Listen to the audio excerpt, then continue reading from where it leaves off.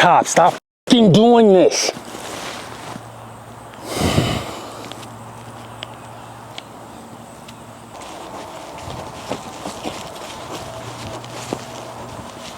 Yeah, don't worry about it, Chief. I got the SWAT team coming. I've seen this a lot with barricaded gunmen, and police officers tend to be out in the open in direct line of sight of the target location. Some officers feel that they're untouchable, and just because an offender barricades themselves, they might just believe that the offender is not looking for an opportunity to shoot them. Well, you're not Colonel McKnight from Black Hawk Down. Get your dumb ass to cover or concealment. Okay, we don't have the best cover, but we do have this somewhat thick tree. Pause.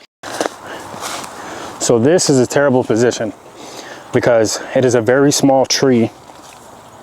It's not wide enough, pause, and I can't really work with the angles that I'm given. So I'm probably gonna try to get as small as possible to try to work with these angles. Then if I need to present firearm, I can. But this isn't ideal, but if this is all I have to work with, then so be it. Now let's get into some concealment options. Now we're gonna be on the outside or exterior of a building, and we're gonna be pretty much just fighting or looking for angles to get the best view on the target building. Now another option is low crawling or walking or kneeling, possibly standing, probably not standing, by bushes. Then another option, which is pretty good, is utilizing the vegetation. If you are in a highly dense vegetated area, we could pretty much set up in places where we can't be seen. You know, I'm wearing this white shirt, so this isn't ideal for the situation. Sorry, supervisors and sergeants. All right, now people are gonna definitely say, okay, well, if I'm in a creek bed or if I'm in a lake or river, whatever, and I have line of sight of the target location, I still don't wanna be exposed. Yes, correct. Well, this is another way that you can go about it. If you don't have any vegetation to pretty much conceal where you're at and you're not wearing a white shirt, because we don't wanna be trying to hide using concealment wearing white. One thing you could do is get your recording device or whatever you can live stream from, get some type of base or something to lay it on. You get your recording device. I'm not going to tell you what type of recording device. You set it up, get down where you cannot be observed. And at this point, I'm just going to live feed it or just watch it from that device connected to what I'm recording through.